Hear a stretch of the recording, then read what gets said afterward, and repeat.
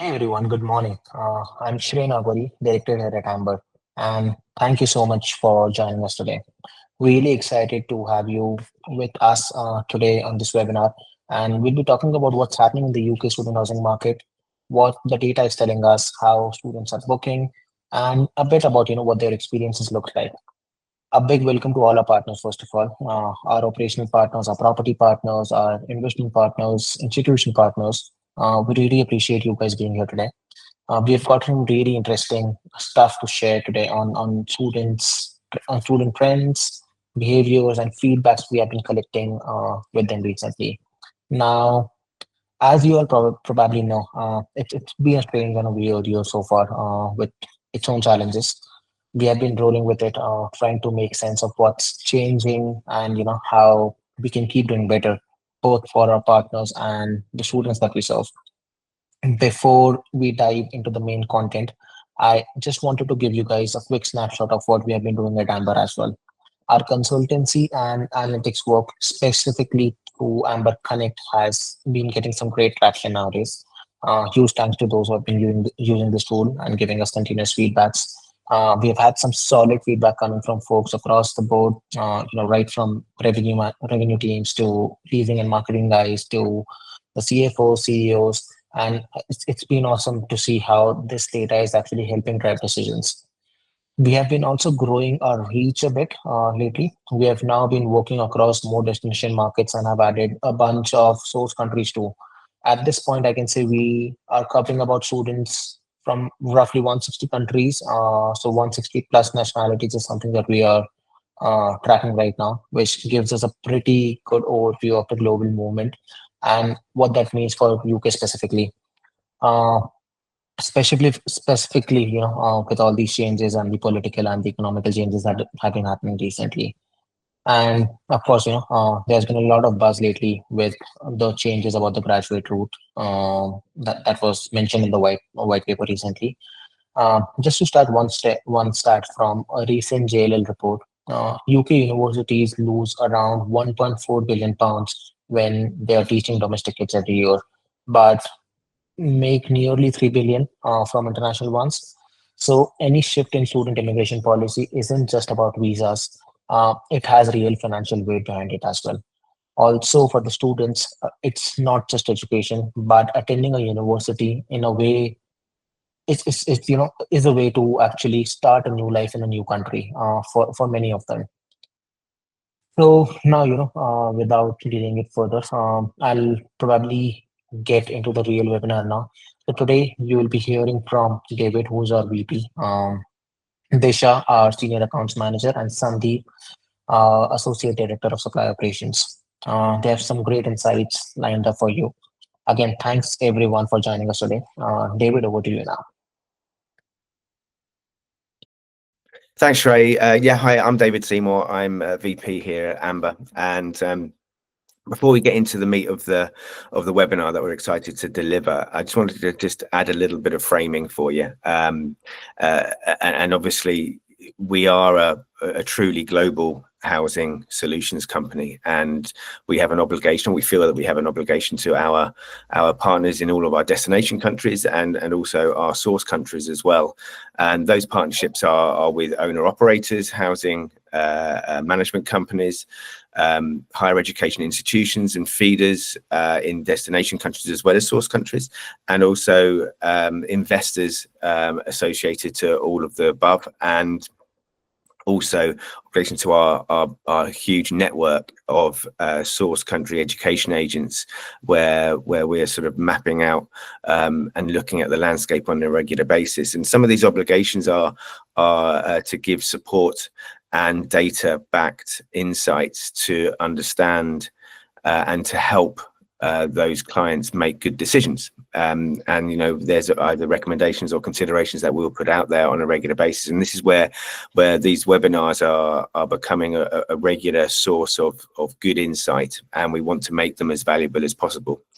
And in light of that, I would like to kick off and just give a good understanding of the global view of student migration, and where that mobility is going, and if there's any diversification, and what we need to consider as a business and what you guys can be considering for your businesses as the shaping is coming. Obviously, there's reliance on political landscape, the strength of the education industry within each of those destination countries as well, the appeal associated, and sort of look very much looking at sort of the decision making processes that the students go through and the factors that are affecting those decisions as well. Some are external, some are internal, and we try to unpick and give a good understanding of what could be happening and what is happening, and give a commentary associated to that.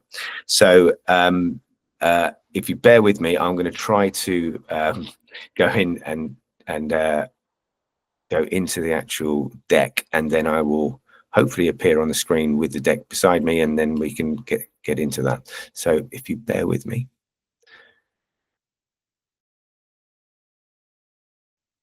Okay, I think I've done it, although I seem to have lost my video. Hopefully you guys can see the screen. I'm getting a thumbs up virtually, so hopefully we'll be okay. Let's crack on then. So as I mentioned, let's look at the migration levels and the current number of international students that are residing and studying in some key or the biggest destination countries. And you can see the US, Canada, UK, Australia are the biggest by far in terms of accommodating international students. And when we look at those numbers and how they have grown over the years, if we look at back into say 2002, there was only 2.5 million international students residing and studying abroad. That has increased to nearly 7 million, or 7 million in 2023. The last poll was 2022 was 6.9 million. We know it's gone up since then, so it'll be above 7 million. And that goes to show how important and how the business of education and has really blossomed and is taken a really big stronghold, and a massive export to these destination countries, and the economy is very strong on the basis of that. And it's not just the numbers, it's a diversification that can change over time. And we've seen that over the last couple of years, even with that China was #1 in UK and the US for years. And even just over the last 12 months, that's been overtaken by India. And that's not just because there's a slight decline in China, and when we say a slight decline, it's only a very slight decline, and there's reasons for that which we'll go into. But India it has just boomed, and that's been partly because of the economy and the affordability of being able to study abroad, and also the job opportunities that are open to Indian students as well. And that goes to the emerging countries as well. We've got Pakistan, Sri Lanka, Vietnam, Nepal. All of these sort of countries are very much on the up. And as a business, we look at all of the source countries, and we're in we represent over 160 different nationalities in those source countries, and we're keeping a very close eye on the migration levels and the appeal of the destination countries, and helping those decisions being made. And that's something that we'll come on to a little bit later. There's also a lot of factors that will play a big part in that. Interestingly, when we don't just look at the volumes, we look at the percentage of international students that are residing as well. And one of the interesting sort of pieces of data that we look at is, for example, the US has the biggest volume of international students, but it's one of the smallest amounts of percentage-wise. So it's only 6% of students that are in the US are international. And the flip of that is Australia, where you've got 31% of students are international.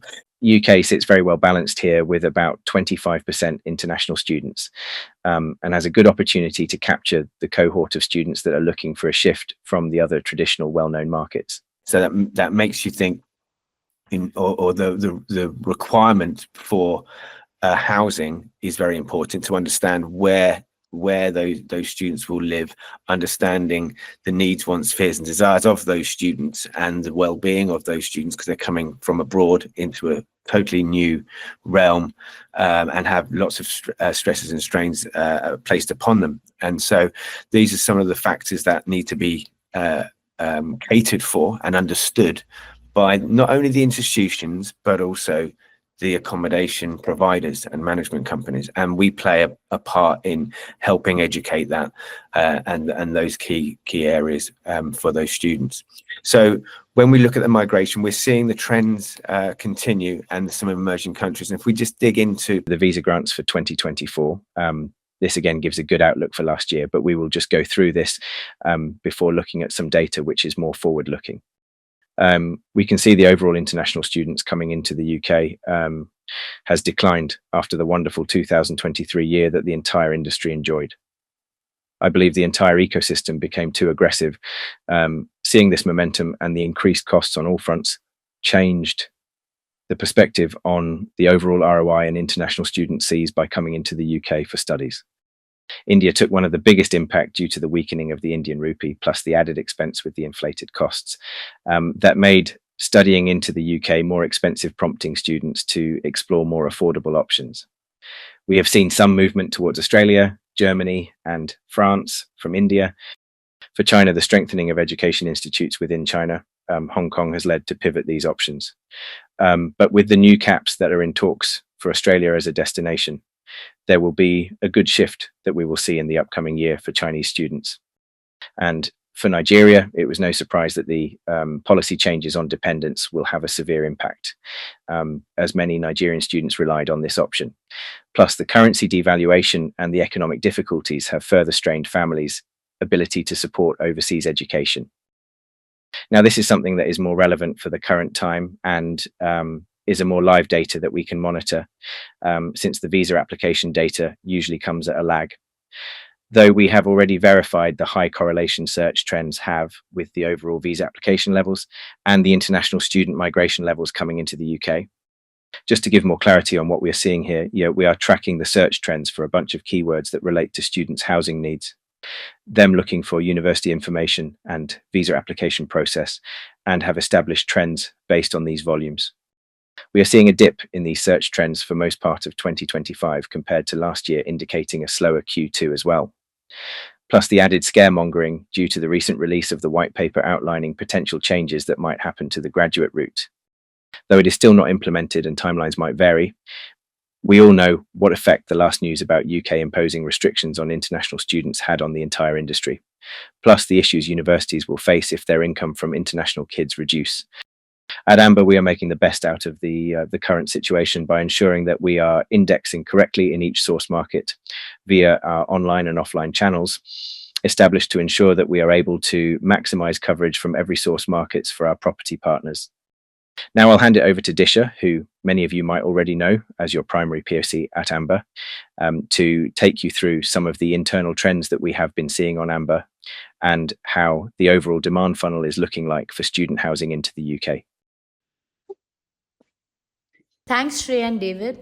These were some great observations, and a very good morning to all you lovely people who've joined us in today. It's honestly great to see how our student housing community is just growing year on year. My name is Disha Kapoor, and I'm here to take you through some of the most noteworthy insights shaping the market today. Guys, before I could proceed, I just want to highlight I'm super stoked and happy to see so many familiar faces join in today. Sit back, guys.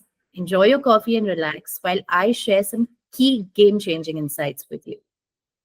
Now, looking back at the last year, I think we've all seen that a student booking journey is an amalgamation of the intention, the choice, and the experience. It's honestly getting a lot more important for students today to match this experience with reality. We've seen preferences change, trends change, definitely on a city-to-city level and also on a demographic level. Come. Let's delve into the significant movement that we're seeing on our end with different source countries. I'm going to quickly share my screen and take you through the traffic trends that we're seeing on our end. Bear with me, guys. I'm not the swiftest with this. And there you go. My screen should now be visible. To begin with, here are some key market insights we've observed across 4 important source countries: UK, India, China, and Southeast Asia for the academic year 25-26. Here you'd see how different source countries behave and how we can expect things to pick in the next few months. India continues to be our strongest performing market, taking lead in traffic consistently across all months, peaks being July and August. Now, what's even more encouraging is the platform engagement, which is the highest at 7.9 average visits per user, showing that India is very much a late cycle market that requires human handholding. Looking ahead, we only expect this momentum to pick, with another strong run from May to June 2025 and a noticeable spike in July and August as students definitely get more clarity around visas. If I talk about the domestic market, this segment shows a very stable cycle, with shorter decision-making windows attributing to the average platform visit being 5.6. This sure does indicate a moderate engagement and faster conversion. We see traffic peaking early in Jan and Feb, in line with university admissions, and a secondary surge in August. China is still emerging, but we are seeing promising signs. The platform was only launched in February last year, so engagement was initially low, picked up really well after that. The average platform visits are noted to be comparatively low at 2.3, showing a swifter conversion trend. All of us here know how well the China demographic is acquainted with PBSA market and its perks. Definitely a late market this year. Research shows higher interest in Hong Kong universities in comparison to the last. Before we shift gears, some takeaways to stick with you. India, a volume and engagement leader, particularly in the later cycles. Domestic markets offer predictable early cycle activity, giving an opportunity to plan well in advance. And China, though still developing, is showing clear signs of growth and long-term potential. These insights will help align our campaign timing, messaging, and resource planning across different geographies more effectively. Building on that, take a quick peek with me into the student funnel behavior and how the journey flows from discovery all the way to booking. I just want to highlight here, this isn't a split between academic years, but a combination of both the voids for 24-25 and the bookings that we're seeing for 25-26. We clearly see a dip in page views and the overall demand funnel for UK, whereas for India, the overall platform conversions look strong.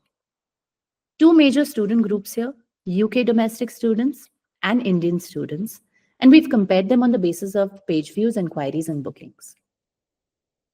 Starting with the UK domestic students, their behavior is quite different. They tend to explore private housing options much later, typically around July and August, once their offers are out and confirmed. It's a more compressed last-minute funnel. Indian students, as I mentioned previously, they take more time. Their decision-making is more funnel-driven. But then there are also some key challenges when it comes to this segment, which I really would like to take a minute and talk about. For starters, PBSA awareness in India and South Asia is still low. Students and their parents often default to private rentals, not realizing that PBSAs are all the more safer, easier, and a lot more professionally managed. There's also a trust gap. Many students worry about scams, unreliable housing, or losing money during this process. From an operator's outlook, there's a lack of local insights. Global expansion demands a deep understanding of what Indian and South Asian students truly need, from price sensitivity to cultural preferences. This is a part of the ongoing journey that we here at Amber are driving to educate the market. Taking a quick look at the city-level performance, here's our platform data comparing October to April inquiries year on year, which sure reveals a mixed picture. Cities like Coventry, Sheffield, and Bristol are showing strong growth. That's 15%, 76%, and 95% year on year. Meanwhile, if I talk about the traditionally dominant cities like Manchester, Leicester, and Glasgow, they are seeing notable drops in inquiry volumes. I want to take a moment to talk about the latest QS World University rankings, which unsurprisingly are already influencing inquiry trends for the year ahead. From a UK standpoint, the shift has been quite telling. 22% of the universities moved up in rank, 58% slipped down, and 20% held steady. We also just saw 15 UK universities make it to the world's top 100. That's 2 fewer than last year, so the global competition is clearly tightening. Just a brief snapshot and refresher of what went down with some key universities last year. Imperial has made a big jump, moving from the 6th to the 2nd rank, which is a huge achievement. UCL holding its position strong at the 9th rank, with LSE taking a slight hit from the 45th to the 50th. University of Manchester has had a small step back from 32 to 34, but still comfortably sits in the top 100. University of Sheffield moved just one place down to 105, so not a major shift there. But Nottingham is the one to watch, where University of Nottingham dropped out of the top 100, which is a notable change given its previous position. These numbers matter, not just for prestige, but because they directly influence how students perceive institutions and where we see inquiries coming from. On our end, we'll continue tracking these shifts closely as they give us clear insights into where the interest is growing and where the attention may need to be redirected. Quickly talking about the ups, Sheffield has seen a surge in the new PBSA development, including a landmark 28-story building generating buzz and visibility. Bristol attracting more students despite affordability concerns, largely due to persistent housing shortages and a new PBSA pipeline. Coventry's affordability and strategic new launches are pulling student interests away from more expensive neighbors like Berkeley. Now for the fun and the most overwhelming part, let's dive into the booking trends. This year, we're witnessing something unprecedented, a decline in international student applications across all major destination countries. The US has seen an 11% drop in applications. UK is down by 16%. Canada has experienced a dramatic 46% decline, and Australia is down by 36%. These aren't minor dips. They represent deep structural shifts driven by policy, pricing, and student sentiment. However, here's what we've seen at Amber if we talk about our booking trend. The UK is down by 16%. US and Canada have seen a 42% increase in bookings. Ireland has experienced a decrease by 45%, and Australia is up by 26%. I want to quickly break down the reasons by destination for you. Now, in the US, affordability remains a top concern. Higher tuition fee and rising living costs are pricing out middle-income students. Visa uncertainty, especially delays and rejections, have made many students reconsider. Despite this, the US still remains aspirational, especially for tech and STEM-focused students. In the UK, we're seeing the effect of dependent visa restrictions, especially for the postgrad applicants. Combined with inflation and rising housing costs, this has dampened student confidence. For many, the UK now feels riskier and less flexible than it did a year ago. Canada, which was one of the fastest growing destinations, has seen the most significant drop. The study permit cap introduced in 2024, along with stricter postgrad work rules, have made students question the ROI. The promise of long-term residency feels less certain than before.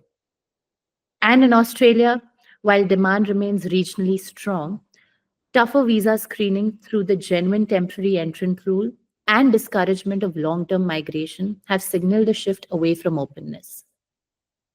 So, if the traditional Big Four are under pressure, who's gaining? Emerging destinations like Germany, France, and Finland are seeing a surge in popularity. Why so? A few reasons on the top of my head.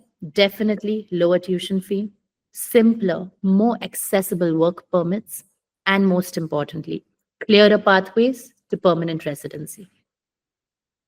In this new reality, students aren't just choosing a university, they're choosing a future. Stability, affordability, and migration pathways now weigh just as much as academic rankings. Taking you through the overall bookings, we're seeing a clear trend with availability across key offerings. Customers aren't really feeling the usual pressure to book quickly. This has softened the urgency that typically drives faster decisions.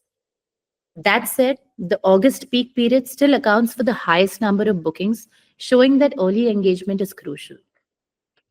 Additionally, Amber's strong market presence is expected to drive increased volumes.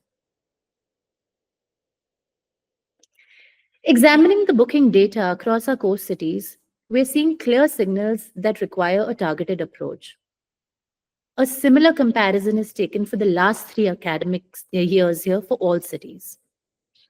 The major hubs, London, Manchester, and Liverpool, are showing stable performance with booking volumes holding steady compared to last year.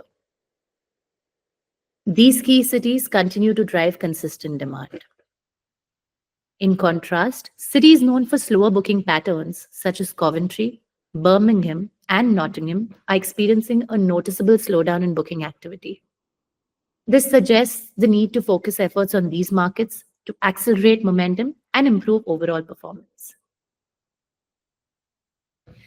Before I could hand over the final segment to Sandeep, here's our source country-wise breakdown for you, providing a clear visual of our internal booking funnel and customer journey.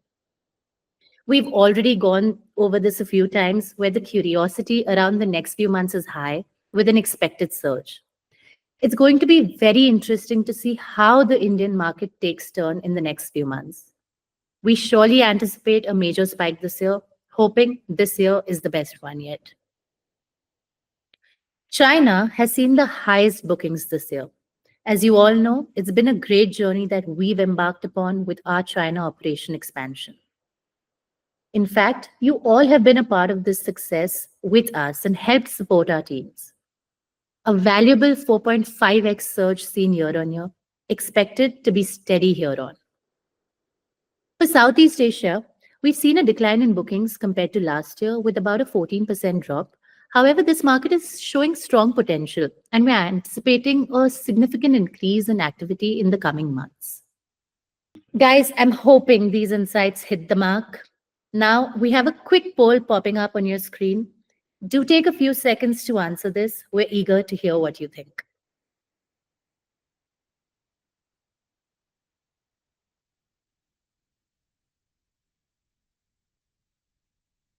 Thanks for this, guys. Let's dive into the last leg of the webinar. We have more upcoming from Sandeep, who will be taking us through how booking behaviors have shifted and where the market is headed next. Thanks for your time, guys. Over to you, Sandeep. Thanks, Disha. Really appreciate all the valuable insight you have shared around overall performance. As we begin to wrap up today's session, I would like to take a small pause from all the bookings, trends, and numbers, and take a step back to look at the bigger picture. Before that, let me introduce myself. Hi, everyone. My name is Sandeep Yadav. I work as Associate Director at Amber, and I look after a global supply operation. So let's talk about something a little deeper today. What actually drives a student decision when they choose where to study? There are so many external factors at play, and to understand this better, we recently conducted a study to see how big a role housing plays, specifically where a student plays in the whole journey. To be honest, this topic is so big, we could do a separate webinar just on this. Or better, I will ask my team to share all this insight with you over email after this session. But for now, let me just give you a quick glimpse into some of the most interesting takeaway we found. So let me share my screen, and here we go. All right. This study focused on both international and domestic students in the UK, along with insight from educational agencies across major source markets. We also partner with Knight Frank and UCAS to align with broader data trends. Traditionally, students pick their study destination based on course quality, experience, employability, and visa option. But here's what stood out. 82% of students said where they live and the cost of living are as important or more important than those traditional factors.